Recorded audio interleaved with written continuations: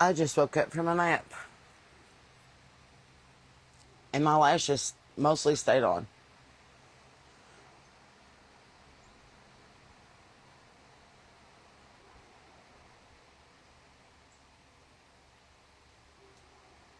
That sounds like a great big dog. Hang on. Let me double check and make sure that my dog's inside. Because that scares me a little bit that it might be him.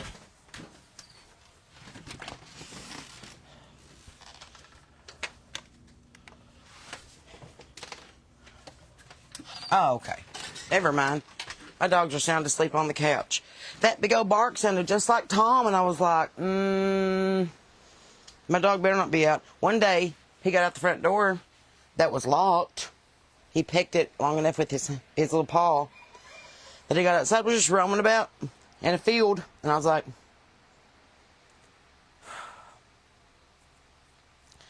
I understand that I have ruffled your feathers.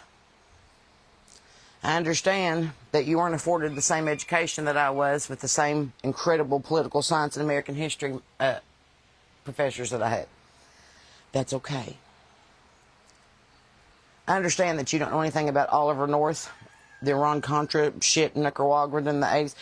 You didn't pay any attention when Reagan was president. You didn't pay attention to... That's all right. You texting me at 4 o'clock in the morning to give me some kind of lecture that you think I need? I did not read it. After the first 5 profane words, I deleted it. Once you start insulting someone, you've lost your argument. If you have no intelligent rebuttal, all you can do is name call, you have lost your argument. And also, let me explain to you how social media works.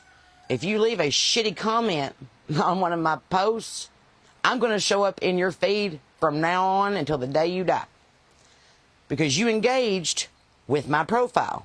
Therefore, Facebook, Instagram, TikTok, and the like will throw me into your algorithm more often because you engaged with my profile. Do you understand how that works? It's like when you click on one of them Amazon ads and then all of a sudden now you get like 4 or 5 commercials from that Amazon ad because you engaged with that ad. But I know a lot of you would rather insult my intelligence, insult my college degrees, insult my integrity, insult my upbringing, insult my accent for some ever reason. That's all right. You're going to be real surprised when we all get to heaven and St. Peter said, y'all ready to go on up at the big house? You're going to be real surprised. I just get tickled. I'm like, you felt the need to leave an hour and a half paragraph on my feed about why you can't believe that I showed up in your feed. It hurts when I do this. Quit doing that, can't. And I'm the stupid one. Oh, okay. Tell you what. Once you get it all figured out, report into the rest of it. Once you call Donald J. Trump personally and ask him what's going on, once you watch the news from 26 different countries, once you get up at 5 a.m., feed 50 birds, 4 turkeys, 2 dogs, and a cat, and still have time to plant a rose bush, a butterfly bush, check on my peppers, run to Tractor Supply, run to Cato's, get a new pair of flip-flops, run to the post office to drop off my mail, and then be home by 11 o'clock in time to take a nap. What have you done? What have you done today? Somebody said, Iran doesn't have a missile that can reach this far. That's your argument? That's your argument. You're right, because they didn't invent airplanes, boats, tanks, none of that. You're right. They don't have allies anywhere else. They're all by themselves in the world. You're right. We fixed all of this the first time with Charlie Wilson. You're right. You're not. But you're going to embarrass yourself. And then I'm going to embarrass yourself because I have a bigger mouth and a bigger stage than you do. Fred, you have 497 followers on Facebook and 16 of them are bots. I really doubt that anybody's going to take your opinion as fact. But you felt the need. You felt the need to poke the bear. You felt the need to piss off the cigarette mom from her nap. You felt the need that I woke up and chose violence on Bible study day. So I'm going to try to get all this venom out of my system before I get on here and actually do what I'm meant to do. This is where I fall short. I feel like Paul right now.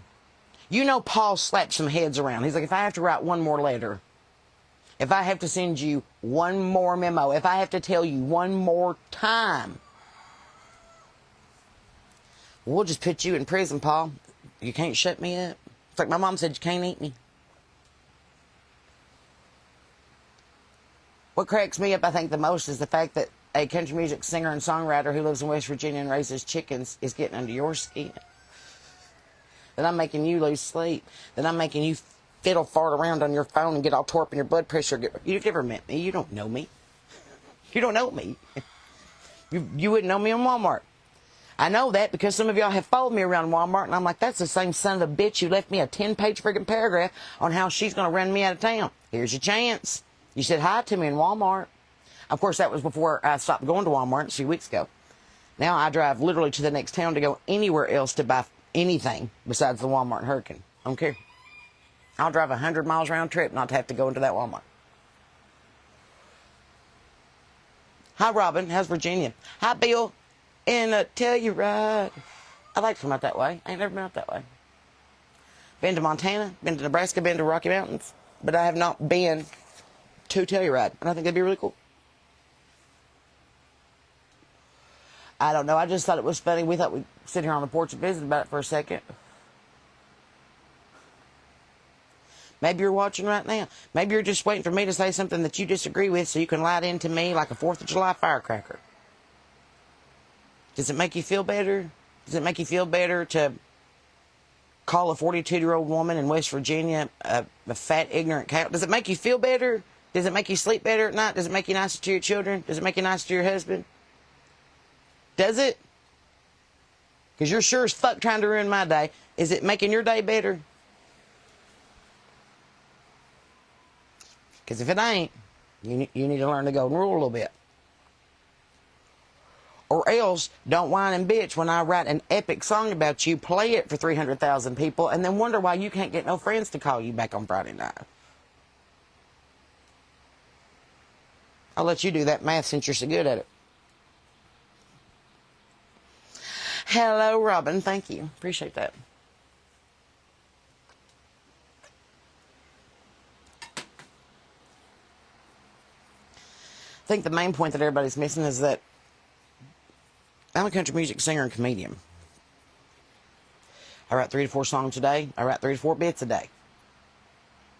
I don't have to sit down and designate time to do that. It just comes natural to me like breathing.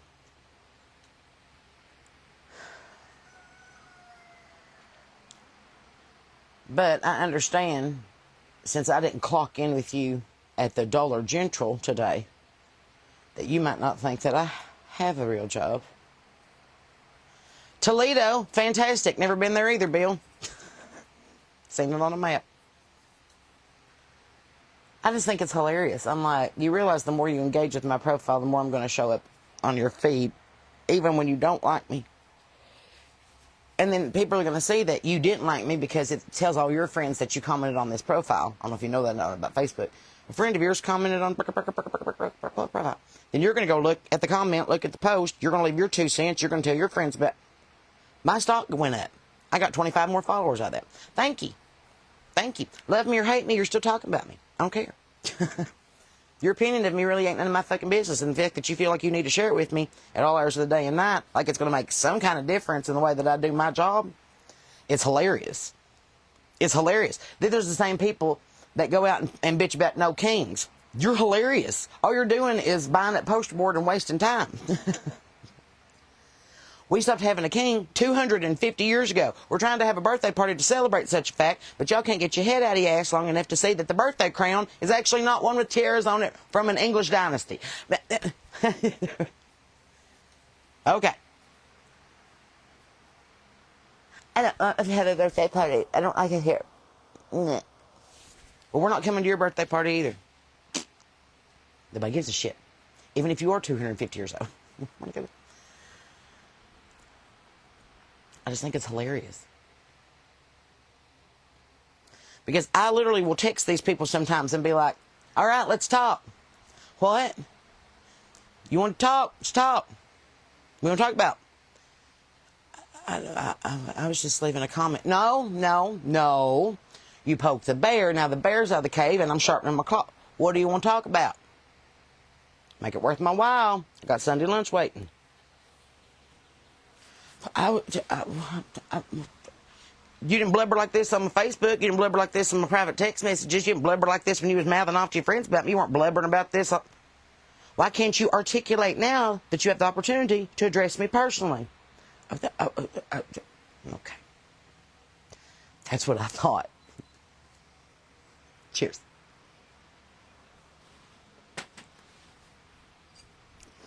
Lord. Lord. I want to thank you for being here. 330,000 people on the porch. That's pretty freaking cool. Considering that we were at 100,000 in September. Considering that we were at 50,000 last May. We've went up 250,000 people in a year. Without taking out one sponsored ad. Without bugging the fuck out of everybody. Without mass marketing anything. Without paying for any kind of press coverage. That's pretty good. That means people are talking without you having to force feed them bullshit. I don't force feed you bullshit. I don't force feed you nothing. You came to my porch. I'm still at home. I ain't going nowhere. I don't like that you shut up on my feet. Seems like you come around here knocking on my door. They're Jehovah's Witness. I've been sitting here on the porch all day. I don't like you. I don't care. I'll get over it. I'll live. I think it's funny because I do this as an opportunity for them to say stuff, and then they're all quiet as church mice. Well, no, I don't want to say it while you're live because then you might actually address me. I don't want to say anything. Here's one coming through right now. This is the typical face and intellect of the Republican Party. Well, God, I would hope so, but it ain't. I wish that I went to college as long as I did. I wish they were as well versed in the international news as I am. I wish that they had connections in Washington like I do as a country music singer. I wish. Since I don't, tag me in. Mostly it's Instagram. Instagram's real good and pissed off because whenever you give them words instead of pictures, they get real good and angry. They're like, this book has words. I just do pictures. I'm not going to dumb myself down because you're not smart enough to understand what I'm talking about. I'm not going to forget all the 16 years of education that I have from the nicest and most intelligent people in the world that I've ever met just because you weren't taught that in Podunk, USA. I'm sorry. There's literally information available at your fingertips. There's no reason for you not to know nothing. Stupidity and ignorance are hand in hand on this one. There's been a couple of times I was talking to my friend Sherry this morning. Matter of fact, 6:35 this morning. We talked first thing in the morning because she has chickens too. She said, I don't understand this book. I don't understand why Esther's in the Bible. Esther is, I said, you realize Esther's the only book of the Bible that doesn't mention the name of God one time. Not once. Not once. If you've not read Esther in the Bible, Esther was a little orphan girl who was raised by her cousin Mordecai after her parents got killed. The emperor had a wife who refused to do what she was supposed to do during a banquet. So he exiled her. And they said, you can't be having a wife that don't obey. You got to get a new wife. So he said, well, go out and get me all the virgins in the entire country and I will pick from those. Well, Esther was one of those. And he loved Esther. Oh my gosh, he loved Esther. Well, come to find out, there was a big old plot to kill the emperor. And Mordecai found out about it. So he told Esther about it. And she went before the king and she said, listen, that guy that you think is your best friend, Haman, he ain't. He's trying to kill you. And he's trying to cover it up by killing all the Jews. And bad news bears, I'm a Jew. Never told you that. So please don't kill me, my cousin, or the rest of my people because your prime minister's a dickhead. I'm paraphrasing this. At that point, the emperor said, oh, wow, did not know that this was going on behind my back. Thank you for saving my life. Thank you for saving my kingdom. Guess what, Haman? You get to hang on your own gallows. Esther rallied her people. And she said to the Jewish people, you're going to have to fight. You're going to have to stand up and fight what's coming. You're going to have to stand up and take back what's ours. You're going to have to fight. Are you listening? You're going to have to fight. It was a rally cry. It was a war cry. It was a revolution cry. It was for them to go, if Queen Esther can do it, a woman who has little to no power, as we have learned in the Middle East, if she can save our people by presenting our case to the king when her life was on the line, what's your excuse? We might preach on Esther tonight. So she was like, I didn't realize that. I just thought, well, why are we reading this? It doesn't mention God. I was like, God's kind of the hidden author of the entire thing. He's like, psst, go do this. I'm going to set some stuff up for you. She still was a practicing person of the Jewish faith. She was still part of the tribe of Israel. She was part of the crew that had suffered in bondage, suffered in the desert. That was her bloodline. And for her to be in a position of power to where she could actually petition on behalf of her people to the king himself, that's power. She goes, I did not know that. And I was like, well, there you go. You're right, though. I'm dumb as hell. Don't be fooled by the accent.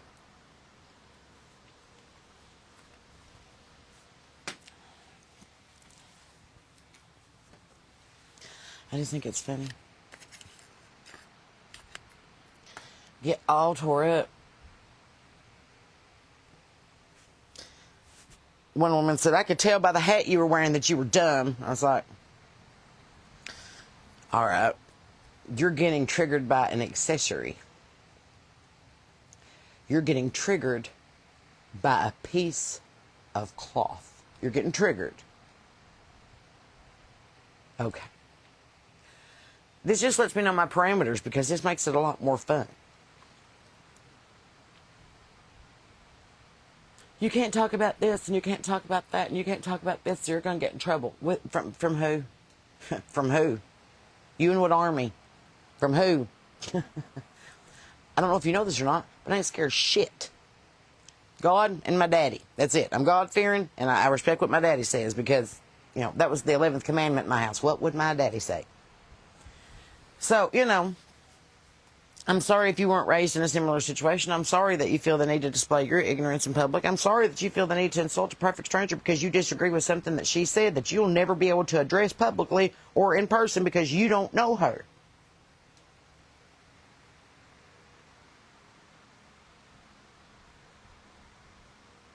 Could you imagine walking up to a stranger on the street and spouting off some of the horse shit you say to people on Facebook? You get your teeth knocked out. And rightfully so. Because you do have freedom of speech. However, you don't have freedom of consequence from that speech. You're on my page. It'd be like going on the Dr. Phil show and be like, I don't think you should talk to that girl like that. Well, get you on the show. You belong down at the Jerry taping. This is the Dr. Phil tape.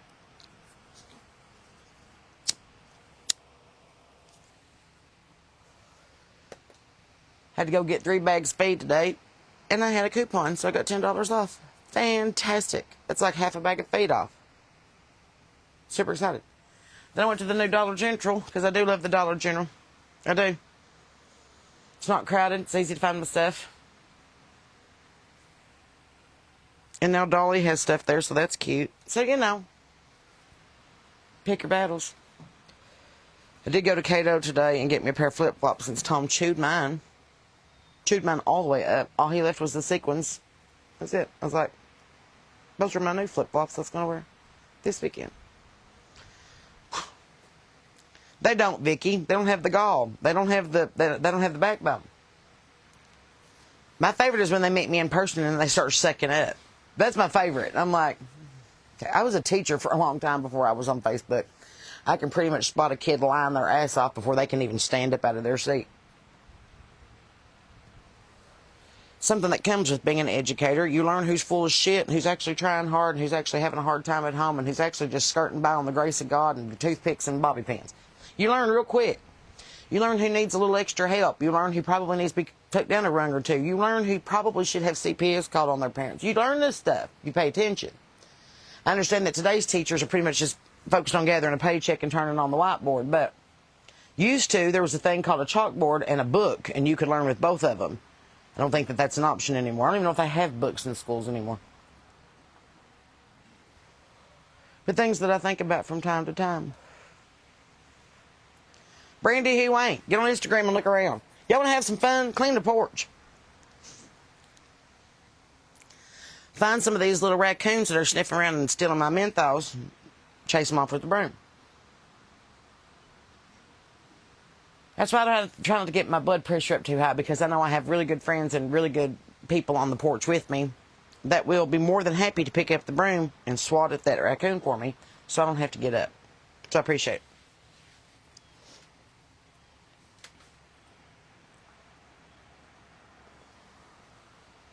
I think I'm more disappointed that as I continue to get older, I'm continuing to have to prove myself. I shouldn't have to prove myself for shit. The older you get, the less you have to prove yourself. The older you get, the less you should have to say anything to justify your actions or your education or your experience. But it seems like it's the reversal now. Well, it's not on Facebook. No, because I did a lot of this shit before there was social media. Thank God. Thank God. Thank God. Well, I looked you up on this and I can't find you. You're on the wrong website. I said IMDb. You don't have a website. Did you spell Sarah wrong again? Oh. And just for shits and giggles, if you go to feralchristian.co, it also goes to sarahbethterry.com. If you go to myname.co, it goes to sarahbethterry.com. If you go to cigarettemom.com, guess what? All roads lead to my porch. Yet you still misspell my name when you're leaving a comment to insult me in my feed. It's right there. It's right there. Right there. Sarah's with an H. If you don't have the sense to look down 2 inches to spell my name right, anything else you say is invalid. Null and void. I'm sorry you weren't talking to me. That's not my name. I'm sorry I called you stupid. I thought you knew. And I'm sorry for the things that I wrote on your Facebook wall. I did not know that you could read. Anyway. But tonight will be a good study at 7 o'clock. I think it's time to preach on discernment. Been putting it off. Because it's going to piss off a lot of people. It's going to piss off a lot of people that still watch me from the shadows and wonder why I don't return their phone calls anymore. I don't like to ruffle feathers on purpose, but I will stand on the truth. I will stand on this hill and fight. Because somebody should. Hell, I'm so tired of our generation being so well-mannered and so well brought up that we're afraid to say, shut up, to the people who are stupid. We're afraid to smack the taste out of their mouth because we was raised better. We were afraid to stand up for ourselves. Esther said, you're going to have to fight. And I don't think you want this fight. I don't think you're ready for this, jelly. So, just thought I'd address that before we get on here with all the bells and whistles this evening. But how social media works is that if you mouth off on my page, I'm going to show up more on your page because you engaged with my profile. Just like the people who engage with my shit on Instagram and then it automatically sends them a message and says, thank you so much for visiting Sarah Beth Terry. I didn't do it. I was like, you obviously did because it clicked you. I didn't click on your page. You did. But you did, and you're stupid. You're not just stupid, you're fucking stupid. And I hope for the love of God that you got sterilized. Jesus, I don't like you. Did you have to tell me? I already knew. I could already tell. You didn't have to. I'm pretty good. So this evening, get your Bibles ready. In 3 hours, we'll be right here on the porch. And I will absolutely shake the porch beams with what I'm going to preach tonight. 7 p.m. Tonight's Feral Christian, 6 Central. We're going to talk about discernment, Sean, and how there's a reason why no is still a response, and no response is still a response. Discernment. If you ain't got some, get some. If you don't know how to get it, pray for it, because I tell you what, it sure makes things a lot more interesting when you're dealing with fuckers. You're like, something is in my spirit going, nay, nay. Nay, nay, run away from thee. Something is in my spirit saying that you're not who you're claiming to be. Something is in my spirit from the good Lord above telling me to knock the ever-loving sense out of you because you are a threat, not only to yourself, but to other people around you. You're what's called a spiritual liability. It's going to hurt a lot of feelings. If you're real easy to offend, I'd wear my steel toes on the boots on the porch tonight. Because I'm going to step on them. I'm going to step on them hard. Because no Congress has taken my executive power yet. And I'm going to say what the hell I want to because it's on my porch. Before I forget, congratulations to Hurricane, class of 2026. They're graduating this evening. Bravo. I'm always excited to see graduation celebrations in small little towns in eastern Kentucky and in West Virginia and in Appalachia in general, because that means that we're one step closer to proving the stereotype wrong. I get so excited reading about the future dreams of these kids in the paper. I was reading through this one, and there wasn't one that says, I'm going to sell drugs and live with my mom. Not one. Not one. I was like, that gives me a lot of hope. My senior year, there were several of them that said, I think I'll just live at home and run the family business. And they were right. That tire store wasn't going to run itself, Stephen. I'm glad you stayed home and gave up that scholarship.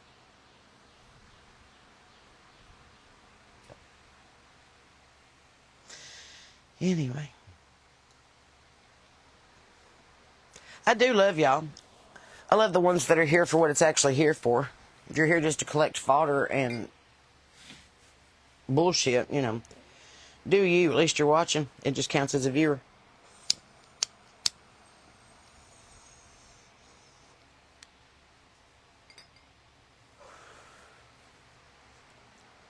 Wear your leathers tonight. We ride it on. No, but it's been stirring my heart all day. I lay down and take a nap about it. I always pray before I do a Bible study outline, before I write it all out. And he was speaking to me very much like he did Elijah in the Bible. When Elijah said, Lord, just kill me. I'm over this. Just kill me. I hate this place. I want to go home. He said, I think you just need to lay down, take a nap, and eat a little something. And he was right. So I ate a little something, took a little nap, and I woke up going, okay, I hear you, Lord. I hear you. I'm going to tell you something, friends. I'm a hell of a singer and I'm a hell of a songwriter. I've been doing it my whole life. I don't know how to do math very well. I can count to 4 and I have to start all over again because I'm a musician. If I count to 8, I'd be a dancer. 5, 6, 7, 8.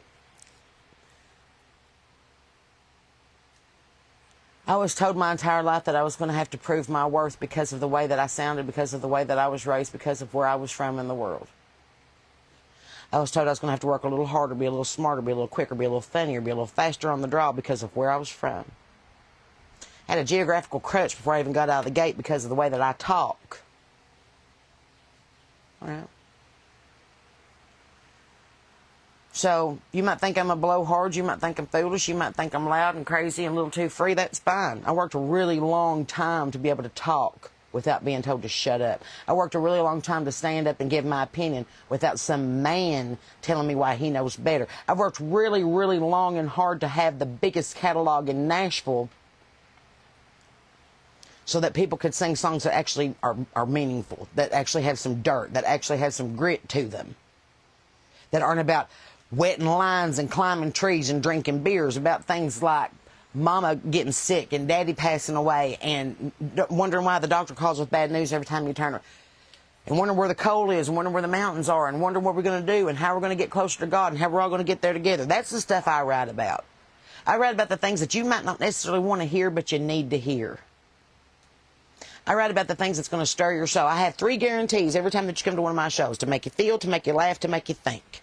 If I can do those 3 things, then my job is done as a country music entertainer. My job is done as a sister in Christ. My job is done as a feral Christian, a cigarette mama, queen bee, a chief cook, and bottle washer. If I can make you think, feel, and laugh at every show. If I can cause you to pick up your Bible and say, does it really say that? If I can cause you to get on your Google and be like, did that really happen? If I can cause you to go back and look on my songs to see if that song's available, you have to go, really like to hear that again, then I've done my job. If you share me with a friend, if you share me with your God, if you share me with your wife or your husband, if you share me with your kids, if you share me with your friends, then I've done my job.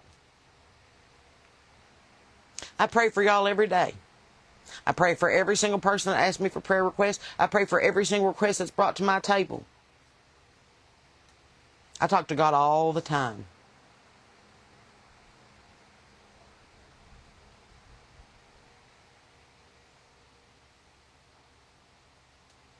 And He's still working on you. But there's a reason there's earth mothers like me and Devin O'Day and E.B., Judy, and Candy, Christine, and Gretchen. Earth mothers that go, hey, wait a minute, maybe you should take a step and look at that. They used to be called best friends. And somewhere in the last 20 years, we all kind of had to take all these little chicks under our wings and go, don't do that. Do this, because that's going to end bad. We were raised by strong women. We were raised by these communities of women who weren't afraid to smack you in the mouth or back talking to your mama. Who weren't afraid to say, go in there and wash the dishes. Who weren't afraid to say, grab a broom and do something besides sit there and run that damn mouth. We don't have that anymore. We hand them an iPad and go, it'll be okay. Watch your Blue's Clues. Nah. I've learned this over the past 42 years. You cannot be a part-time Christian and expect a full-time God. You can't. It does not work. Just like you cannot expect a huge paycheck and only work 2 hours a week. You have to do it all the time. All the time. All the time. Like breathing. You have to wake up and go, this is not my day. This is your day. Figure out what I'm supposed to be doing. Keep your hand on my shoulder and one over my mouth. This is your day. What can I do to tell people about you?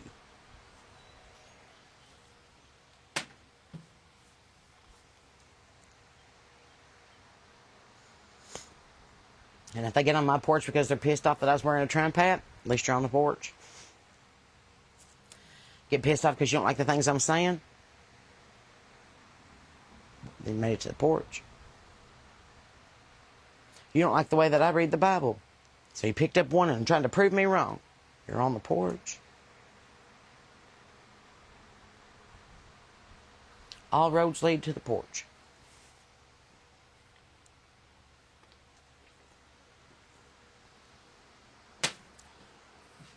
At least in my world they do.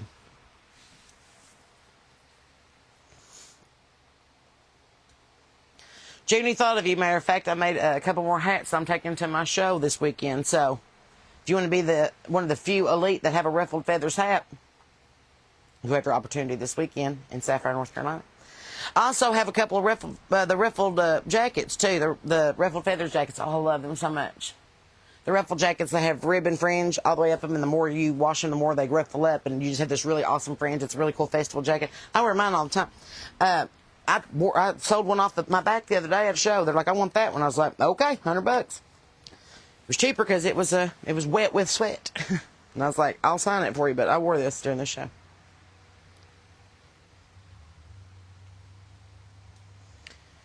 Anyway. I love how because I disagree with something that means I'm obviously on the enemy side.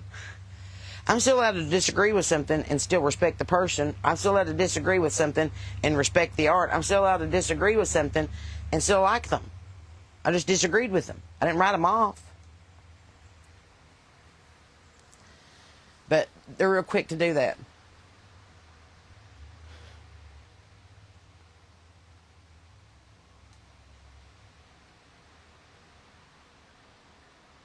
It's not even worth explaining. It's kind of like those sermons that you know that the preacher's talking to you. It's making you squirm in your seat just a little bit. I'll take peace knowing that. That's right. That's right, Ashley. Trip Ashley, sorry. Jesus disagreed. I really want to have a t-shirt of Jesus with his arms crossed that go, I disagree. That'd be great. Also, with the little sticker of Jesus that's like this that says, I saw that. Like, I really want that one, too. Margaret, I am drinking L8. It is the 100th anniversary of L8. It was founded in 1926 by the Clark family in Winchester, Kentucky. We refer to it as Winchester Swamp Water. It is caffeinated, fruit-flavored ginger ale, and since I stopped drinking alcohol for good, this has been my drink of choice since I was a small child. I'm pretty sure that my mom used to put my formula in these bottles. So, this is my drink of choice because I don't drink alcohol. I even ride for the brand. Look at there. There she is right there on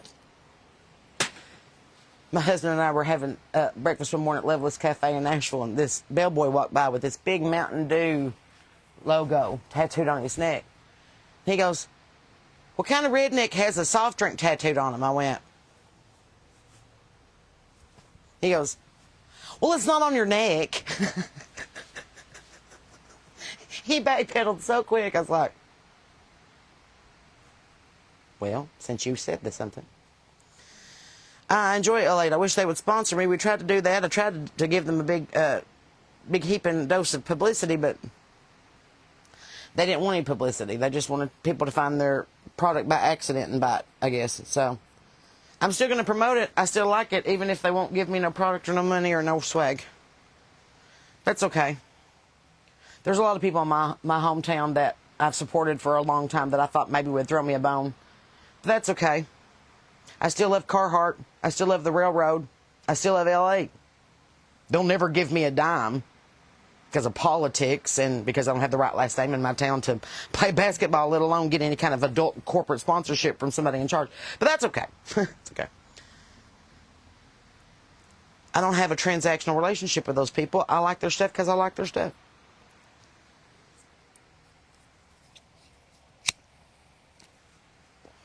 We could probably get more accomplished if you liked my stuff too, and we could team up, but you do you. It's fine. I'm not going to say much more. My town's very small, and my mother has to deal with repercussions every time I open my mouth because they want to dress me, but they will corner her at the Dollar General and cuss her a new asshole. That's really cool. It's really cool to approach a 65-year-old woman in public and be like, your daughter said something online the other day, and how dare she at 43 years old? My mom's like, I stopped raising her 25 years ago. Whatever she says at this point is on her, not me. I don't know why you're telling me about it. I don't care. She doesn't. She doesn't care. She'll say stuff like, Sarah, don't shame me. And I'm like, shame you? Lest you forget all the bullshit that happened when I left for Transy. Lest you forget all the bullshit that happened when I left for Nashville. Lest you forget I was basically run out of town on a rail by my English teacher who had a lisp. How do you teach English with a lisp? That was one thing I never understood about the educated school system. You speak absolutely no Spanish. You want to be a Spanish 4 teacher?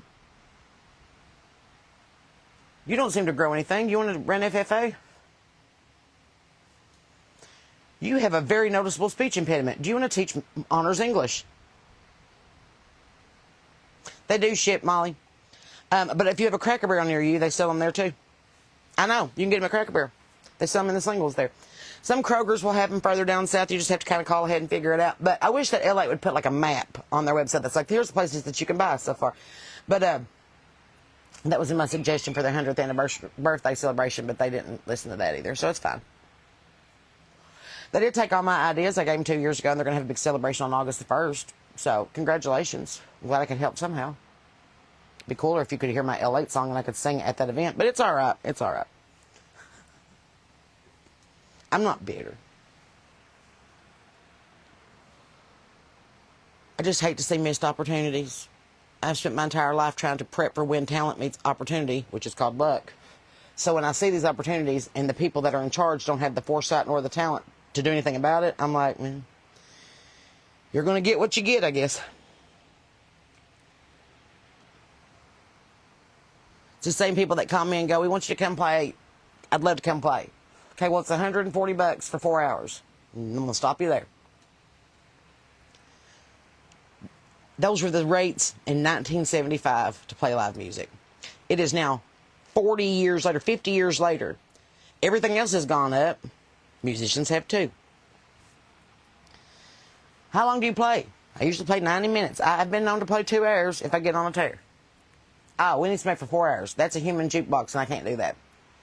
I commend anybody starting out in this business to do that, get their chops about them, learn how to think on the fly, and take requests and interact with your audience. Absolutely. You got to learn the ropes. At 42, after doing this for 31 years now, no. I won't be playing anything if I didn't write it, because I have to pay them.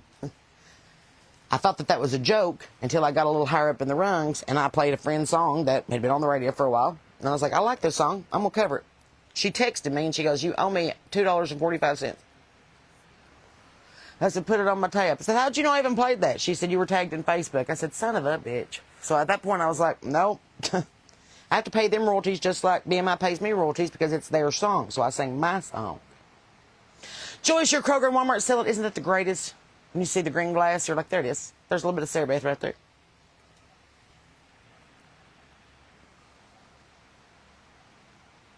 I really wish that y'all would check your appendixes of your Bible before you start spouting off about Iran, though.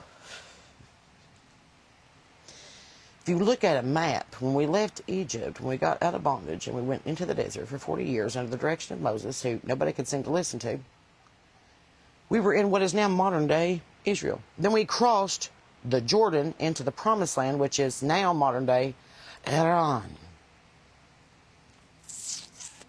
I'll say it again. The Rothschilds founded the country of Israel in 1948 as the world's largest international bank. It's on Wikipedia. I'm not making this up. So, you know, I believe in the people of Israel. I don't believe in the country of Israel. I think it's a giant bank, and I feel like they get their fingers tied up in a lot of messes that they probably shouldn't be doing. As Trump has told Netanyahu, what's his name, Netanyahu, 8 or 10 times now, he's like, if you're not going to be part of the solution, you are part of the problem. Please get out of the way. That's in 9 different newspapers this week. Newspapers, you know, where you get information and they print it on actual physical forms. Newspapers. Used to get them every morning thrown at your house by a little boy on a bicycle. Now you just get on your chat GPT and goes, what's the top 10 headlines today? And it goes, hey, this is what's going on in your neck of the woods. It's like having Al Roker in your pocket. Yet y'all want to bitch at me because I had an AI poster. Okay. I'm the problem. I'm definitely the problem. But no, I wanted to clarify that. I support the people of Israel. My husband laughs at me because when I get into reading the New Testament, I don't eat nothing Mediterranean food. He's like, we got to quit eating shawarmas and falafels every day while you're reading the New Testament. I can't eat any more lamb. And I'm like, sorry, I just get into it. I get really engrossed and stuff. It's like when I'm reading a book about Italy, I want to eat nothing but spaghetti for 2 weeks. I am a full sense person. I feel. If I do something, I want to taste it, I want to smell it, I want to see it, I want to feel it, I want to touch it. I'm a sensory person. I'm one of those people that goes through TJ Maxx and smells every candle and feels every blanket and then ends up with a shopping cart of discount shoes. Like, so, you know. And now they sell peach. Look at you. We're just jumping all over the map with our topics today. But no, I just felt the need to clarify because a lot of people called me an anti-Semitic, and I was like, I don't think you... I myself am a little Jewish. Emphasis on the ish. I like bagels, but I like bacon. Jewish. What's really funny is that one of my friends of the Jewish faith wrote that joke for me at a party one night, and he was like, you need to use this because I'm not going to use it, but you can. And I was like, that is fantastic, and I appreciate the blessing for saying it. It's like having a feather from an Indian reservation. They'll take it away from you unless you got the paperwork. This was given to me by a tribe. I'm not giving it back. Oh, well, that makes a difference. See, you wish you had a falafel right now. Oh my gosh, I might order Mediterranean tonight, now that we're talking about it. King's Kitchen down the road in Taze Valley has the best shawarma bowls and Greek salads in a 200-mile radius that I have found. Oh, it's so fresh and it's so good. And that cucumber and that olive, I love it. See, now my mouth's watering.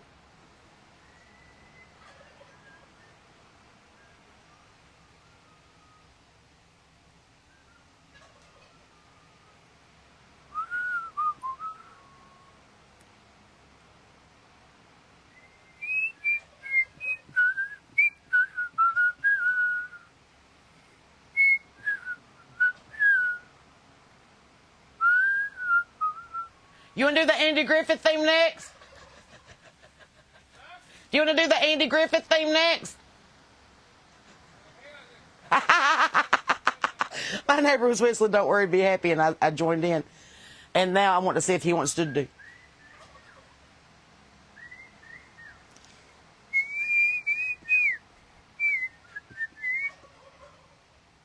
Nice. Look at us. Look at us whistling things in harmony. Do you want to give me a rundown of what feed goes for who before you leave? Do you want to take pictures of it? Nice. Nice. Well, come on over and we'll go through it. My neighbor's going to be my chicken tender, so.